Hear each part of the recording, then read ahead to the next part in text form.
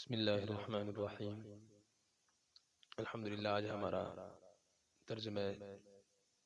قرآن و تفسیر کا 15واں سبق ہے۔ سورہ فاتحہ مکمل ہوئی۔ سورۃ البقرہ، سورہ بقرہ، اس کی آیات 286 ہیں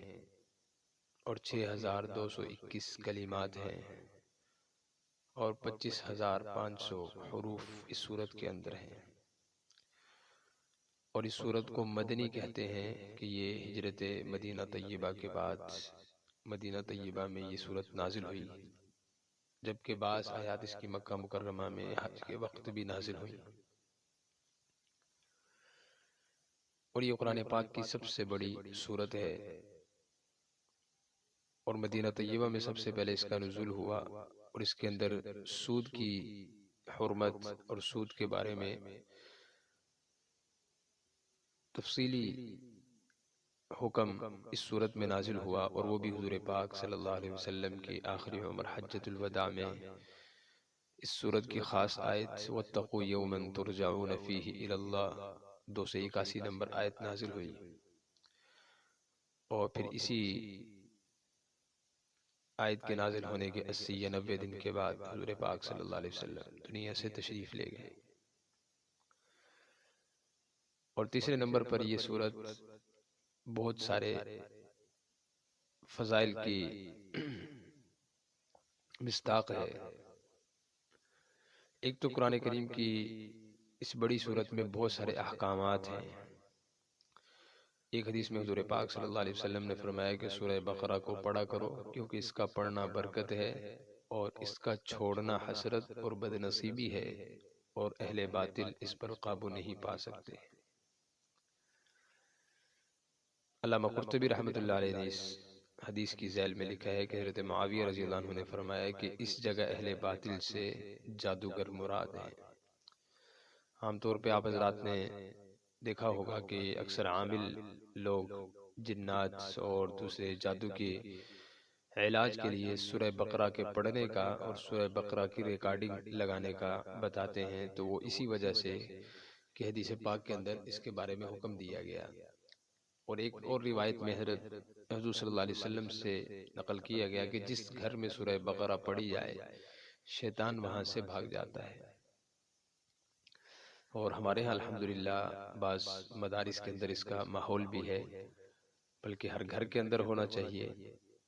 کہ روزانہ سورہ بقرہ کی تلاوت کی جاتی ہے، طلباء کی ذمہ داری بھی لگائی جاتی ہے، اور وہ پوری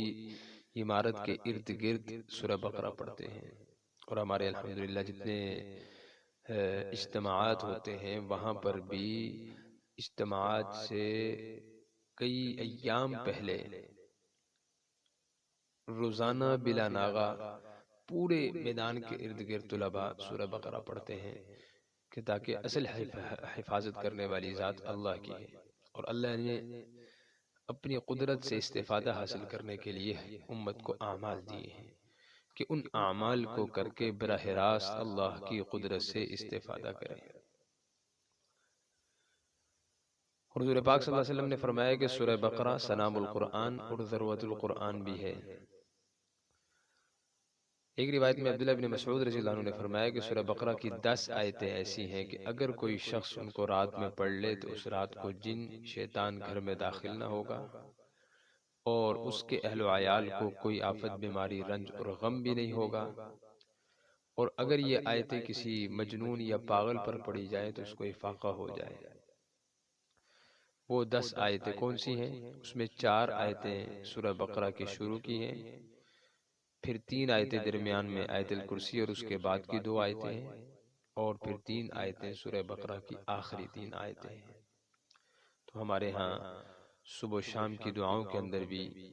یہ دعائیں لکھی ہوئی ہوتی ہیں۔ تو سورہ بقرہ بہت اہم سورت ہے۔ علامہ ابن عربی رحمہ اللہ فرماتے ہیں کہ میں نے اپنے بڑوں سے سنا ہے کہ سورہ بقرہ میں 1000 امر، 1000 نہی، 1000 حکمتیں، 1000 خبر اور 1000 واقعات اللہ نے اس کے اندر مذکور کیے ہیں۔ یہی وجہ ہے کہ سیدنا عمر فاروق رضی اللہ عنہ نے سورہ بقرہ کو تفسیر کے ساتھ اور مکمل یقین کے ساتھ 12 سال میں پڑھا، اور عبداللہ بن عمر رضی اللہ عنہ نے یہ سورت 8 سال میں پڑھی۔ تو اب سورہ فاتحہ اور سورہ بقرہ کے اندر آپس میں کیا ربط ہے، اس کو یہ ذہن میں رکھیے گا کہ سورہ فاتحہ یہ پورے قرآن کا خلاصہ ہے، اور اس میں 3 مضامین ہیں۔ اللہ کی ربوبیت ہے،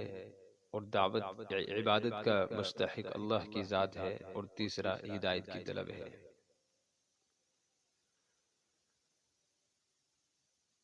تو سب سے پہلے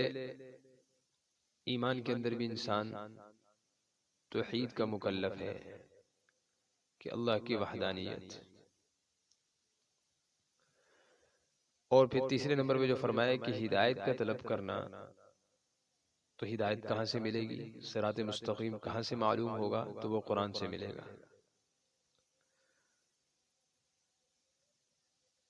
تو فاتحہ کے بعد سورہ بقرہ کے اندر اشارہ کر دیا گیا ذالک الکتاب، جس صراط مستقیم کو تم ڈھونڈ رہے ہو، جس ہدایت کے راستے کو تم چاہتے ہو، وہ کتاب، ذالک الکتاب۔ اس کی انشاءاللہ آگے بات آئے گی کہ قرآن نے یہاں ھذا الکتاب کیوں نہیں کہا، ذالک الکتاب ذکر کیا گیا، جبکہ ذالک وہ کے لیے ہے اور دور کے لیے ہے، اور ھذا قریب کے لیے ہے۔